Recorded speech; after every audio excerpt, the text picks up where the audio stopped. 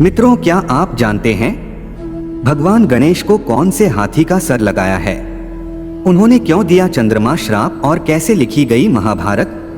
नहीं तो इस वीडियो को अंत तक जरूर देखें। नमस्कार, आपका फिर एक बार स्वागत है हमारे धार्मिक ग्रंथों के चैनल 18 पुराणों पर। जय श्री गणेश भक्तों, तो चलिए जानते हैं। किंतु आगे बढ़ने से पहले ऐसी ही धार्मिक जानकारी के लिए इस चैनल को सब्सक्राइब अवश्य करें। सच्ची भक्ति से कमेंट में हर हर महादेव और जय गणेश अवश्य लिखें। दोस्तों, भगवान गणेश को कौन से हाथी का सर लगाया है? तो वह है गजासुर।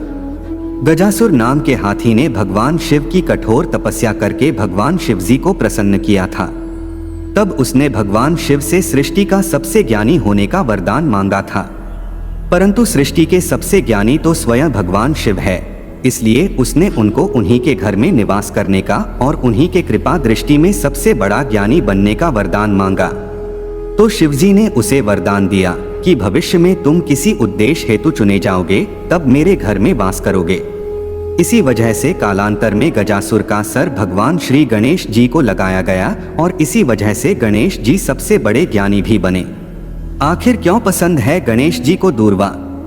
दोस्तों, दूर्वा एक पवित्र घास है और जब भगवान गणेश की बात आती है तो इसका विशेष महत्व है।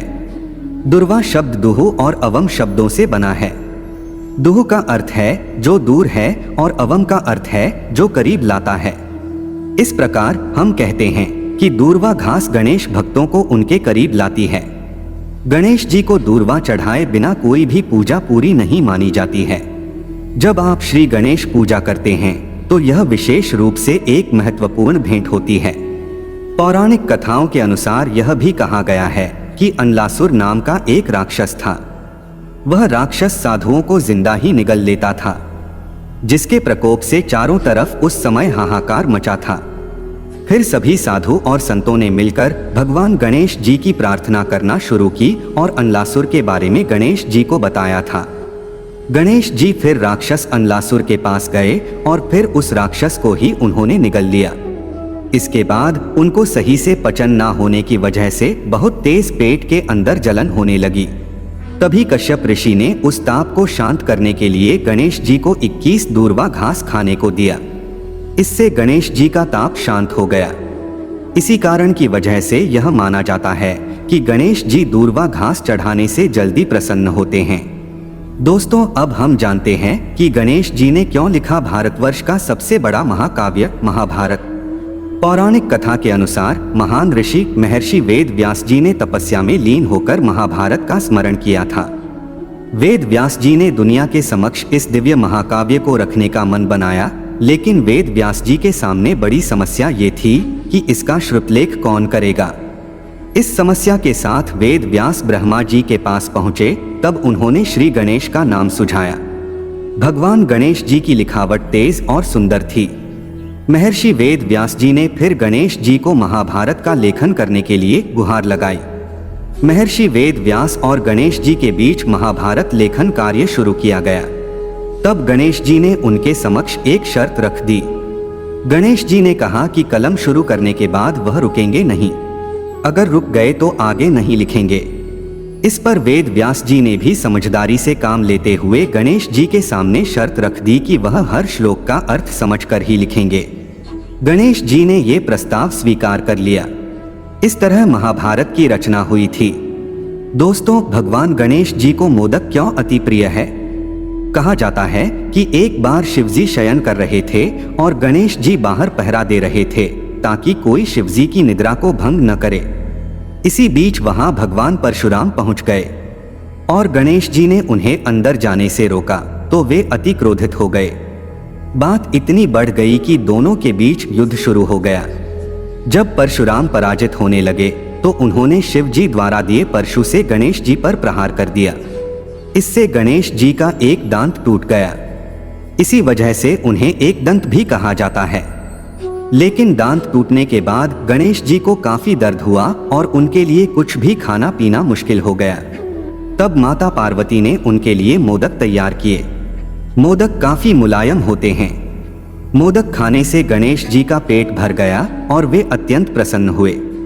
तब से मोदक उनका प्रिय व्यंजन बन गया। तब से भगवान गणेश को मोदक बहुत ही प्रिय है। मोदक प्रेमी गणेश जी का पेट बहुत बड़ा है, इसी वजह से उन्हें लंबोदर भी कहा जाता है। दोस्तों, क्या आप जानते हैं श्री गणेश नरचंद्र को क्यों दिया श्राप?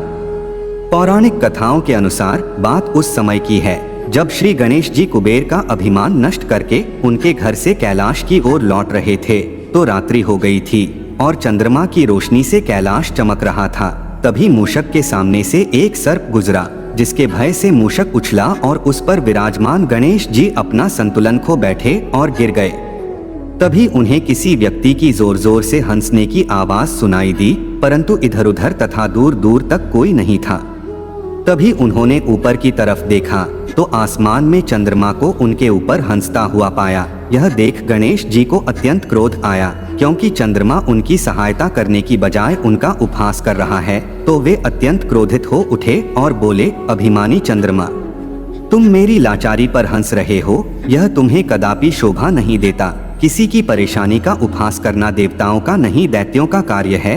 मैं तुम्हें श्राप देता हूँ कि तुम्हें जिस रोशनी का गुरूर है, आज के बाद तुम उसे खो दोगे। गणेश जी के मुख से श्राप निकलते ही वह हकीकत में बदल गया और संपूर्ण आकाश में अंधकार छा गया। यह देख चंद्रमा गणेश जी के शरणागत होकर बोला, हे दुहखरता, मुझसे बहुत बड़ी भूल हो गई जो मैंने अभिमानवश आपका परिहास किया। अगर मेरी रोशनी ही चली जाएगी तो मेरा वजूद ही खत्म हो जाएगा। मुझे अपने किए का एहसास है, कृपा कर मुझे माफ करें और अपना श्राप वापस लें। उसकी क्षमा याचना सुनकर और उसे शरणागत होते देख गणेश जी का क्रोध शांत हुआ और उन्होंने कहा, अपना श्राप तो वापस नहीं ले सकता, परंतु तुम्हें एक वरदान भी देता हूँ। यह तो होगा कि तुम अपनी रोशनी खो दोगे, परंतु केवल माह में एक दिन के लिए, जिसे हम अमावस्या का दिन कहते हैं। इसके अलावा कुछ खास त्योहारों पर तुम्हारी पूजा भी की जाएगी। अगर आपको इस वीडियो से अच्छी जानकारी मिली तो लाइक और शेयर जरूर कीजिएगा और ऐसे ही वीडियो के लिए हमारे चैनल को सब्सक्राइब जरूर कीजिए। साथ ही कमेंट में जय श्री गणेश अवश्य लिखें। आप सभी का धन्यवाद।